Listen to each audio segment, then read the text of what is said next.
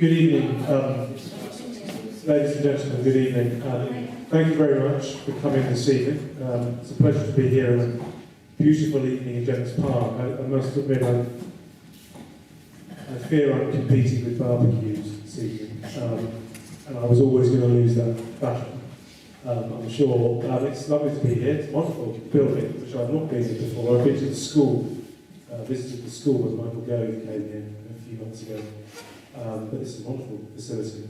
The purposes of these events, and I do these throughout the constituency throughout the year, is to engage people as best as I can in a sort of political discourse and to find out what you think about what's happening in politics, nationally. Locally, I will pass on. I'm looking around for Michael. Where is Michael? Yeah, can you?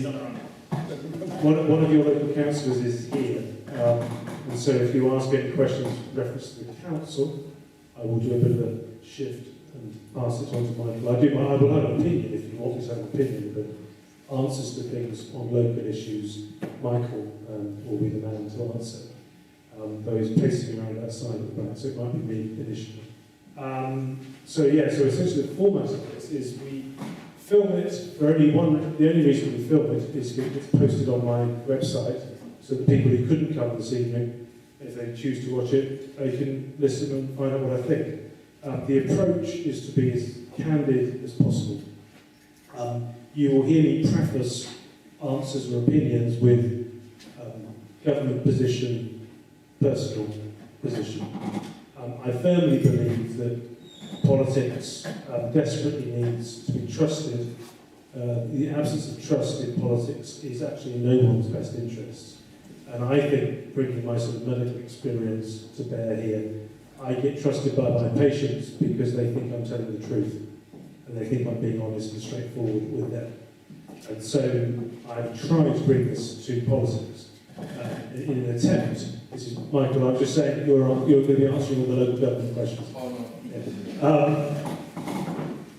And so the purpose of this is for you to get to know me in that regard, i.e. that if you ask me a question, I will do my very best to answer it, and you will get an honest opinion.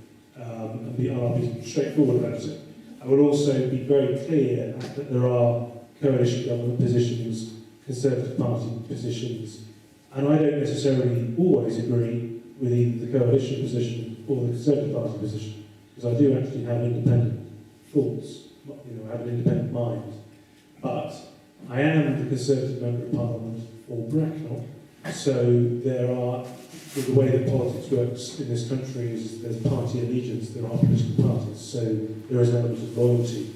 So it's a delicate balance that I have to sort of make, but I do try to be as candid as possible in order that the people of Bracknell constituency can feel that they can trust their Member of Parliament.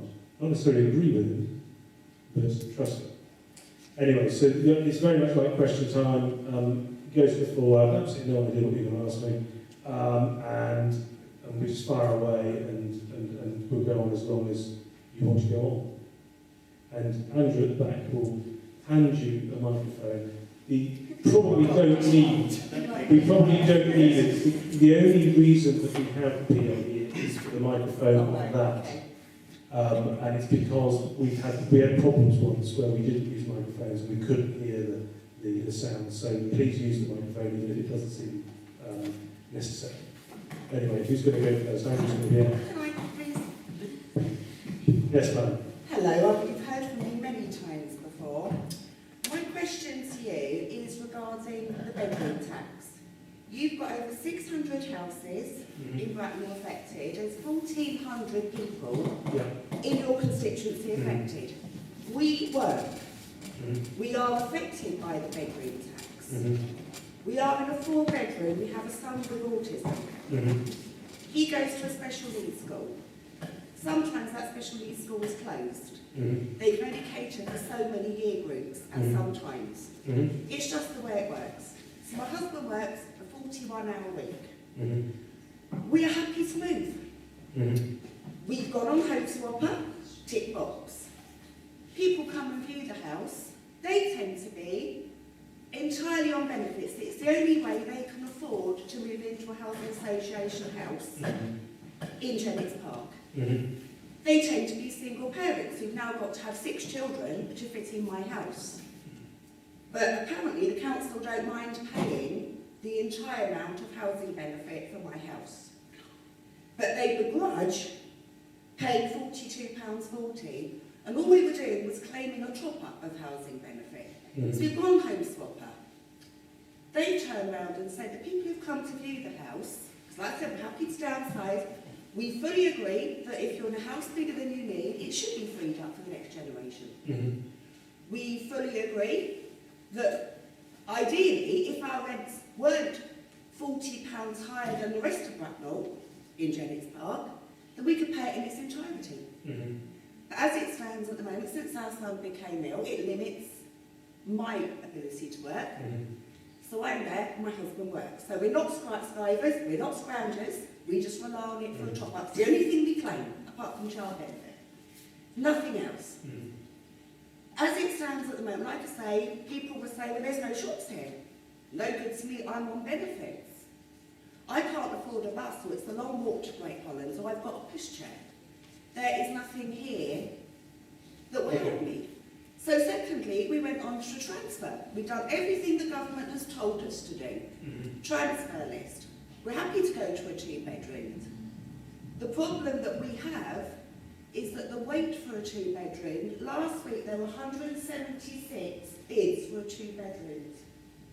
We go in band B because we're under occupying. We're not band A as priority. So every week, with the loss that we've had to the council tax, because we got a rebate before, we got £10 a week rebate.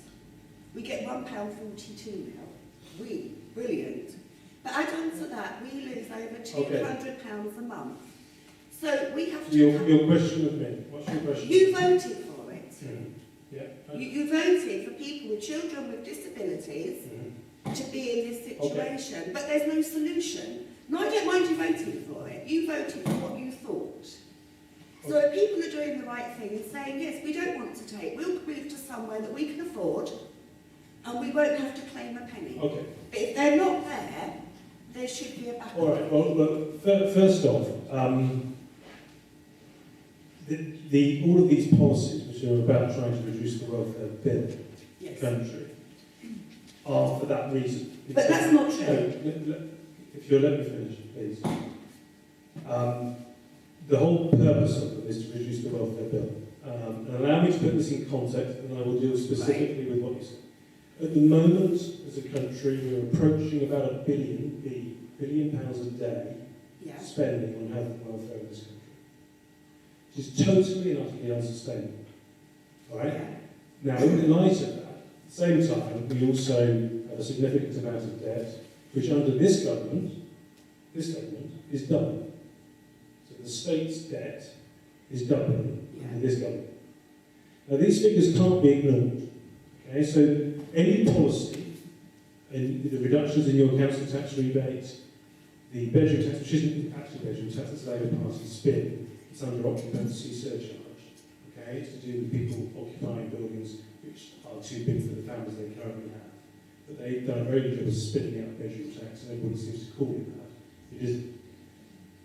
The point is that all of these changes have got to be put in the context of the country's financial position. Now, having said that, my frustration with this particular policy, and I might look at Michael here for some details locally, is that it's all very well telling people they're going to downsize, but are there the properties for them to downsize to? Exactly. And I think there are issues around that, up and down the country, and I'm a bit frustrated that I personally, a personal opinion, I would have built a large number of 1 and 2 bedroom flats up and down the country that are 100% energy efficient. So you, in 2 ways, you reduce your carbon footprint, you reduce your energy import demands, you make the country more energy secure, and at the same time you also provide the accommodation for people to downsize too. Strikes me that that's the way round it should have been done, but it wasn't. counterbalance to what you said, I was knocking on doors of prison a few weeks ago, chap in a two-bedroom flat. I mean, you could hear how congested the flat was. He was desperate to get out of that flat into accommodation that was more fitting for a family of his size, and he'd been waiting years. So funnily enough, he was 100% in favour of the policy. You don't hear about those so much in the media because they've got the bedroom tax thing and they're running with it as much as they can. Your particular case with regards to your autistic child, I don't know whether that is fits in with the sort of guidelines of being looked at in a different way or not. No, I I think haven't I've inquired written- about DHP, but Yeah. because we've actually got the spare room under the, as you know, there was a court case that was done for private tenants, Yeah. and under that ruling, no. Right. I mean, I know it's going back to court on May the 15th. Liberty are taking it, and also the disabled tenants are taking it to court. But in the meantime, there's loads of people in Bracknell who are building up debt, Sure. which means they then can't move. And I just think personally, just like I said, we are happy to move. If someone gave us a two-bedroom property to I hear what you're saying. No, I hear what you're saying, and then the person I met would love to probably go the other way. And I don't know the situation locally. I don't know whether there is as we've got too few two-bedroom, one-bedroom places in housing association. Michael, I don't know what the We've got fewer. And Yeah, it's obviously we've got the development plan for the town. yeah. So And the other problem with this is subject to market conditions, which then leads me neatly into the discussion about shops and the issues that affect particularly James Park as an estate that is growing, okay, as a community that is growing. And along comes the recession and everything stops. So the GP practice doesn't come down here, the shops don't come down here.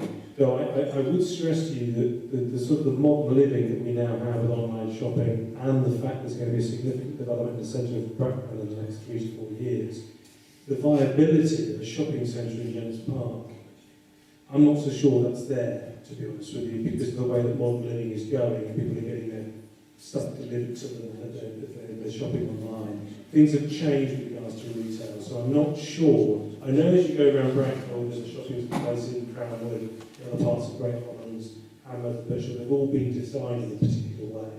So there's the shopping centre, there's the pub, there's the GP practice, or what have you. It's replicated.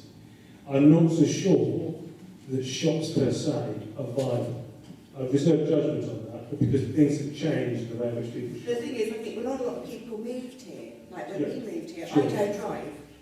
So at the end of the day, when you've either got to pay a bus fare or take a long walk, and if you've got a child who's having an off day, and my son is 15, and like I said, if he is having an off day, I'm sympathetic to then that. you've got nowhere to actually walk. I'm not going to stand here and promise that I certainly can't influence the housing market, and the housing market is actually causing issues in this part of the world. It's causing issues because of primary school. Primary school across the way is oversubscribed, okay? In defence of the council, it's extremely difficult to predict procreation rates, okay? So more people have children around here than they were expecting. But part of their problem is that actually there's a primary school promise in Binfield when that development starts, but that development won't start anytime soon because of the market and the housing market. So and the money that comes along with the development, the Section 106 money, it doesn't flow until so many houses are built. And so there is a problem in the system in getting these things done. Again, none of this actually is my responsibility. Okay, this comes directly under the council. So all of your problems are actually the responsibility of the council. My responsibility comes in if you try every avenue of the council. You need some cages rattling, then I do what I do. But actually, everything you've talked about in terms of the local issue is council responsibility.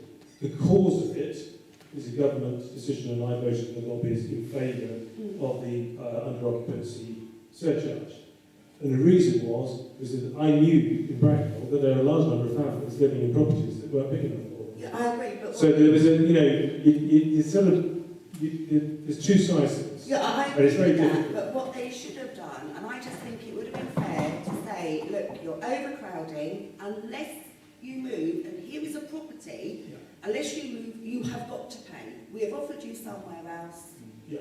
But up until then, I don't think it's fair. When you've got to find another £50 a week out of a low income, and yet we don't want to, we don't claim, my husband would actually be better off unemployed. And I see... Well, we're trying to change it.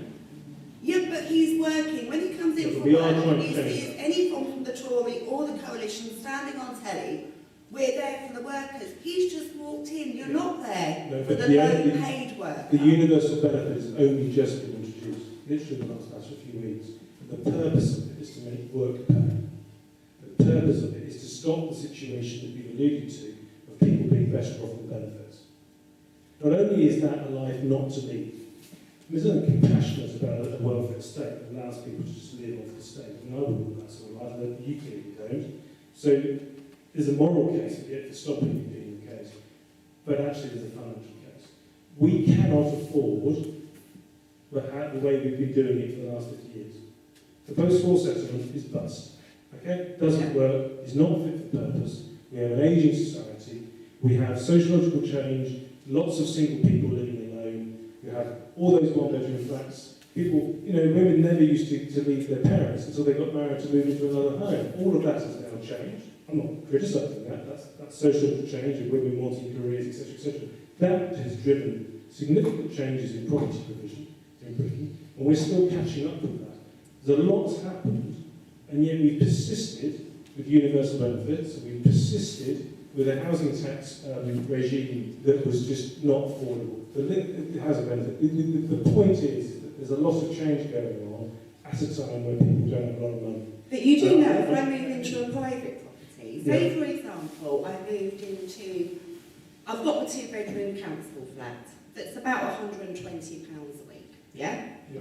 The council would pay that. If I move into private, I'm allowed £196 a week. Yes. So why, if I can move into private, then you're happy to pay that £196 a week if my husband lost his job. Why won't you pay 40?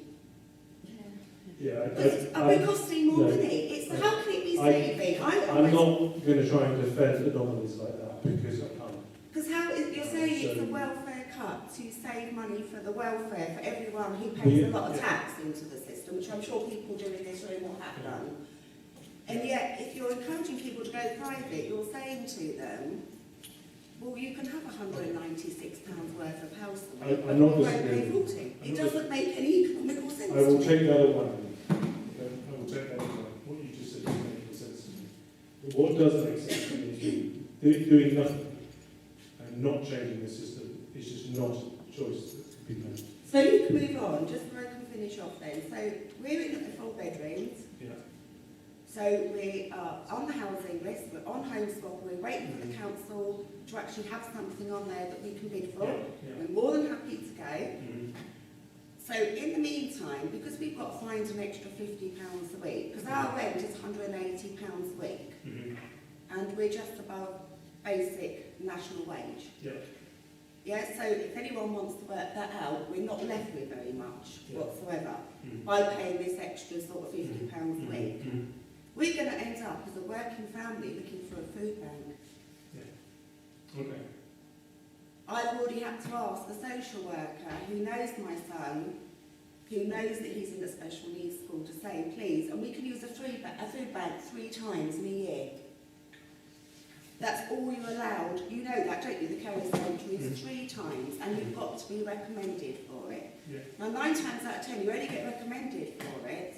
The reason that's been happening is because people have been abusing the service. Yeah, but what about people That's why they have are to do their working restrictions. But and are that's why they happy have to to do do their what you restrictions. said to do? We want to follow the rules, Anyway, and there's nowhere to go. I'm conscious that other people want to speak. So I've listened to what you've said, and particularly over the private ownership and the difference in benefits, and I will take that away.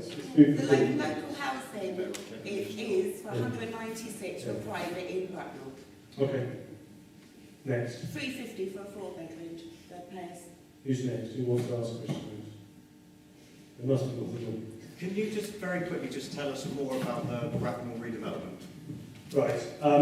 Okay. Again, this is please use it because of the Again, this is council, not me, but I will give you my overview. The major partners in it are the council, Legal and General, and Schroders have been involved as well. Legal and General are the major landowners in the centre of town. At the start of the recession, there were plenty of town development plans up and down the country ongoing. As a result of the recession, we went down to 4, of which 1 is Brecon. So we're very lucky in that Brecon is still going, because most town developments have just ceased altogether. The current state of play is Waitrose was the first person to commit and build. 2 other shops, it was actually confidential information which somebody leaked to the press, so I can now tell you, of Phoenix and M&S have also, but not signed on the dotted line. There are others, I can't tell you, who have also given commitments, but it's all about waiting until the tipping point, and then suddenly you'll hear about all of these other stores that have committed. At the moment, the next stage, they've broken it down into 3 parts. It was originally going to be £1 billion more, do the whole thing in one go. So we're talking about 3 stages? 3 stages Or a of 3-phase development? 3-phase development. Over how many years? Well, that's depending on the market. Totally